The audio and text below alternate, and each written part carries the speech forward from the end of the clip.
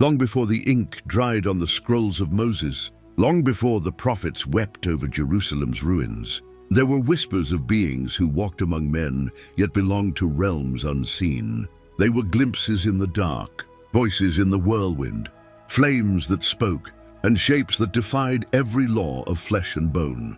Some bore messages that bent the course of kingdoms. Others left behind riddles that still puzzle scholars and saints alike. The first of these mysteries rose from the mists before the flood, when the sons of God saw the daughters of men, and from their union came the Nephilim, mighty men of renown, giants whose steps shook the earth, yet whose origin danced beyond human reckoning. Were they fallen watchers, or holy ones turned astray? The shadows stretch across Genesis like ancient scars, and though the floodwaters swallowed their cities, stories of them echo in every ruined stone. In the burning sands, centuries later, another figure appeared, nameless yet fearsome, the angel of the Lord, who spoke from a bush that blazed but was not consumed. Moses dared draw near, his sandals off, his heart pounding, for in that flame stood a presence both tender and terrible, declaring, "I am who I am." Was this an angel, or was it God himself veiled in fire? Generations have wrestled with that question, for this being would appear again, sword drawn before Joshua, and later in the furnace beside 3 faithful men. And then, in the visions of a desert wanderer, came the seraphim, whose very name means burning ones. Isaiah, undone by his sin, beheld them with 6 wings each. With 2 they covered their faces before God's glory. With 2 they covered their feet, and with 2 they flew. They cried, "Holy, holy, holy!" a sound that shook the temple's thresholds and shook Isaiah to his soul, reminding every mortal how small they truly were. Yet if the seraphim burn in worship, another being prowled in shadows, the prince of Persia, a dark power who withstood the prayers of Daniel for 21 days. Gabriel, messenger of heaven, wrestled against him until Michael, the great archangel, came to help break the prince's grip. Who was this prince? A demon set over an empire or something older still, whose reach bled into thrones and crowns. The scriptures leave only fragments, a fleeting glimpse behind the curtain of nations and spirits locked in unseen war. Then there was Melchizedek, king of Salem and priest of God Most High, who met Abraham after battle and blessed him with bread and wine. Neither beginning of days nor end of life is recorded for him. Hebrews calls him without father or mother, a figure whose shadow touches Christ himself. Was he a man, an angel, or a theophany, God walking for a moment among men? In the stormy dreams of the prophets, even stranger figures moved. Ezekiel saw the living creatures, cherubim, each with 4 faces, man, lion, ox, and eagle. They darted like lightning, wheels within wheels, covered with eyes, their wings whispering flame, forever attending the glory of the Lord. In their mystery lies terror and wonder. Even Ezekiel, a prophet of visions, fell stunned before them. Among the ranks of the heavenly host stood another, Michael the archangel, the great prince who stands for God's people, strong enough to contend with the dragon himself. Yet even he dared not bring railing accusations, but said, "The Lord rebuke you." His power lay not in pride, but in submission to the greater throne, a mystery of strength clothed in humility. The 9th of these beings is the mysterious man clothed in linen, seen by Daniel, whose face shone like lightning, eyes like flaming torches, arms and feet like burnished bronze. His voice thundered like a multitude, and even mighty men near Daniel trembled and fled. Some scholars see in him a glimpse of Christ before Bethlehem. Finally, at the end of days, John saw the 4 living creatures around God's throne, full of eyes, praising without ceasing, "Holy, holy, holy." Each bore a face, lion, calf, man, eagle, and their presence framed the song of eternity, drawing all creation into worship.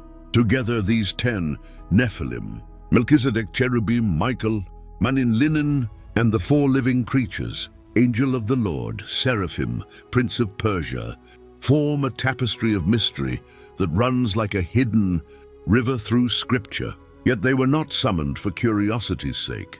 Each served a purpose, to warn, to protect, to judge. or to reveal something of the unseen God. Through them, the Bible whispers that the seen world is not the whole world, that behind stone walls and iron crowns, behind empires and prophets, lies a realm that shapes history's beating heart.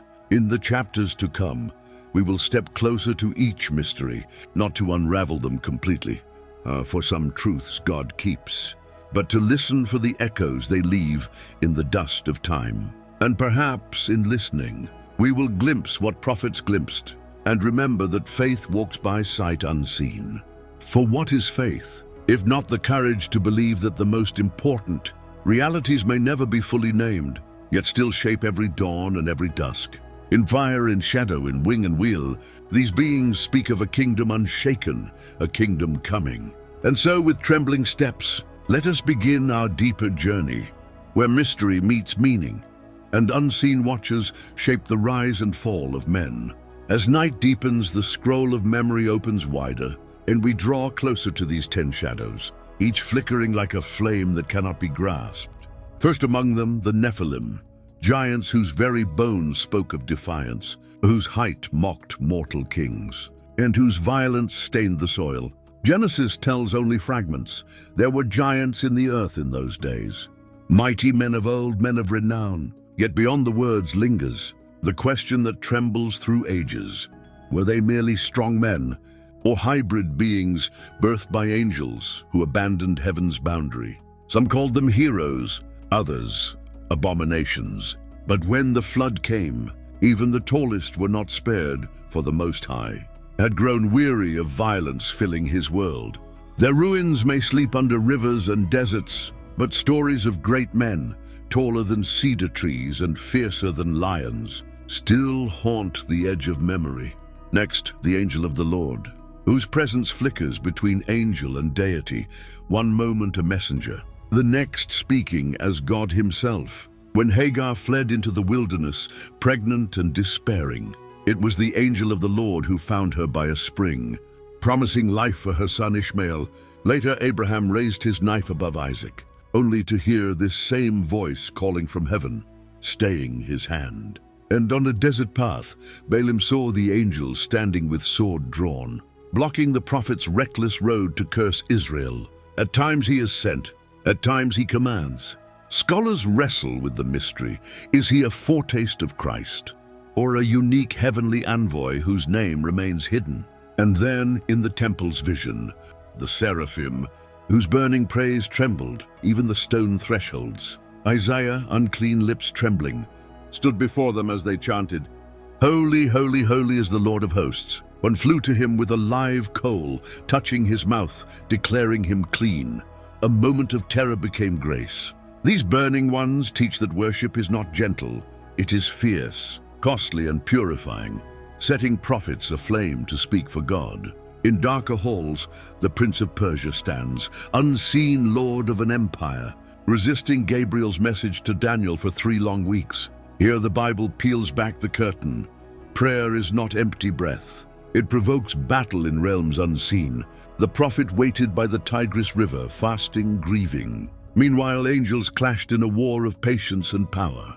When Gabriel finally came, breathless with struggle, he spoke of the prince's resistance and of Michael, the great prince who stood beside him. Some battles on earth are lost because wars in heaven rage unseen.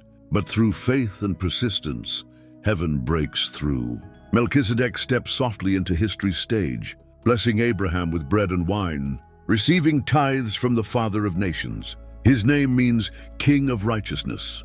And as King of Salem, peace, he weaves righteousness and peace together. No genealogy surrounds him, no death recorded. Hebrews declares him a priest forever, foreshadowing Christ's eternal priesthood. Was he mortal, angel, or God's own appearance? Scripture leaves silence as the final answer, perhaps so that faith can fill the gap. Cherubim, carved in gold upon the ark's mercy seat, watched over the holiest place, wings stretched in reverence. In Ezekiel's vision, they appeared alive, wheels turning with eyes all around.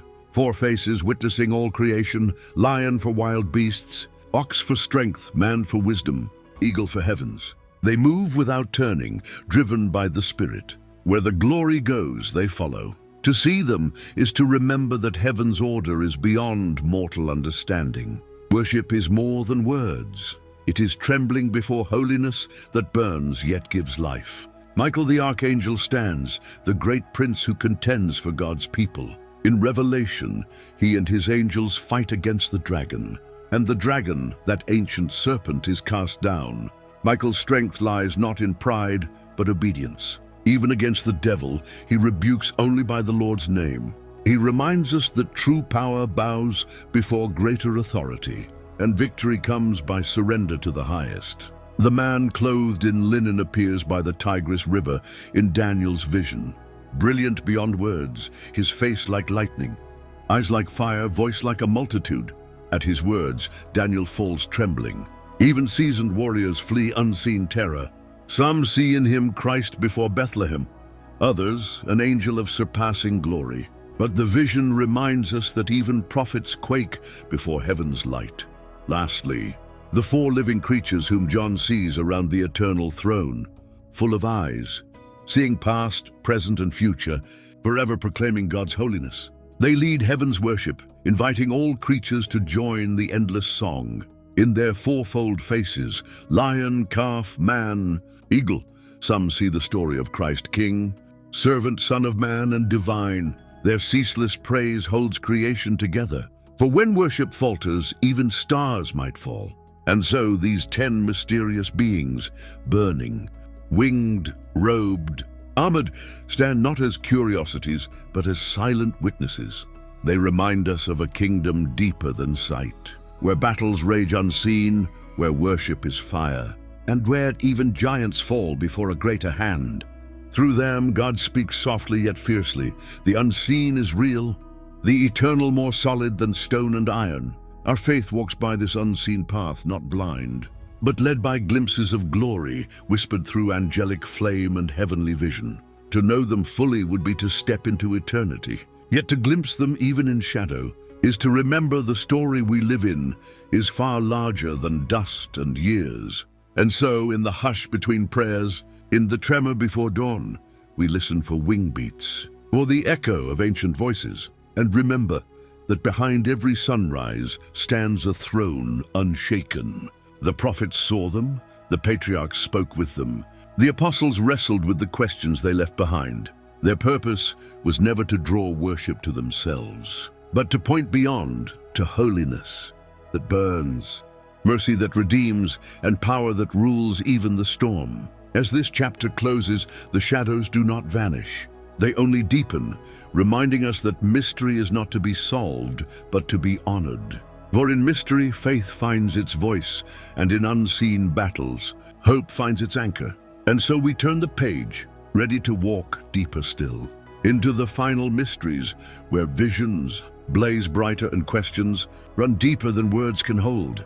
The scroll draws near its end, yet mystery never truly ends. For each answer only deepens the question, each glimpse reveals another veil. We have walked beside giants whose bones vanished beneath ancient floods, and angels whose words turned trembling men into prophets. But the true wonder lies not in the beings themselves, but in what they reveal about the One, who stands beyond every throne and cherub's wing.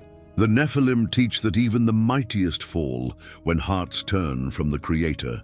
For no strength, however towering, can outlast his judgment. Their story is a warning written in drowned cities and buried bones. Rebellion, no matter how glorious its beginning, ends in ruin.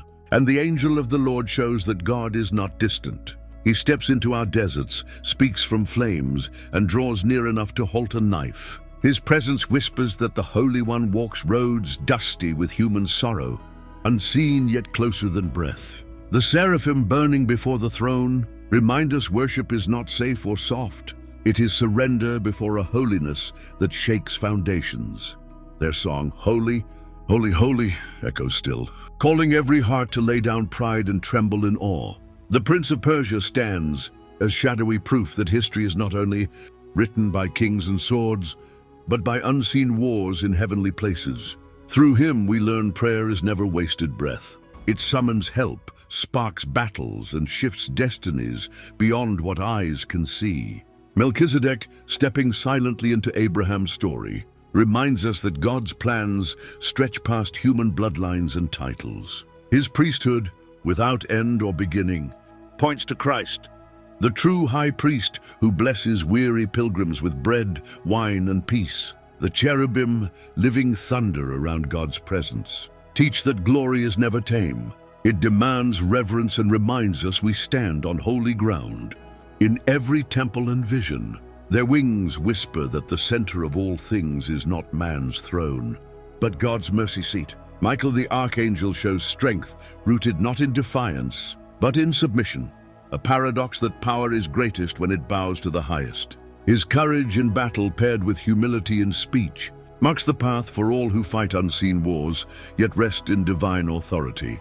The man clothed in linen, brilliant as lightning, tells us even prophets quake before heaven's messengers. A glimpse of the king before whom all knees bow.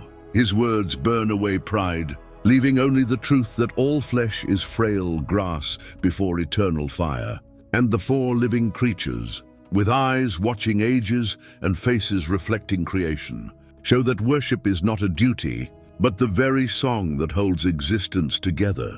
Their ceaseless praise anchors heaven and earth, reminding us that praise is both shield and sword in every age. Together these beings stand at the edge of knowing, signs that the story of faith is not a quiet stroll, but a journey through burning mystery. Yet even their splendor is only a reflection of the greater glory they serve, the God who is, who was, and who is to come. Beyond every wing, flame, and vision lies the throne of the Most High, unshaken by time, unchallenged by darkness. For every prince of darkness that rises, there stands an angel of light. For every flood of wickedness, a promise of deliverance. And when shadows deepen most, the King himself steps into the story, not in chariot or fire, but as Word made flesh. In Christ, the mystery meets its heart, for the one unseen became seen. The voice from the bush took on mortal breath. The angel of the Lord, who spoke to Hagar and Abraham, walked Galilean roads, healing lepers, calming seas, and forgiving sins. In him, the burning holiness of seraphim touched human skin, and mercy triumphed over judgment. At the cross, unseen powers trembled. The dragon raged, and Michael and his hosts rejoiced, for the Lamb's sacrifice broke ancient chains. In resurrection the King rose, proving that death itself bows before the eternal I Am. The Nephilim's strength could not stop sin. Angels' warnings could not heal the world, but the blood of the Lamb could. And now these mysterious beings still watch and serve. Michael contends, cherubim guard, living creatures worship, and angels guide the prayers of saints. Beyond every sunrise and behind every whispered prayer stands this unseen company, witnesses to the story heaven still writes. Yet they are never the center. Their wings point always beyond, to the Lamb upon the throne. For mystery, when rightly seen, humbles pride and draws eyes upward, where faith becomes sight.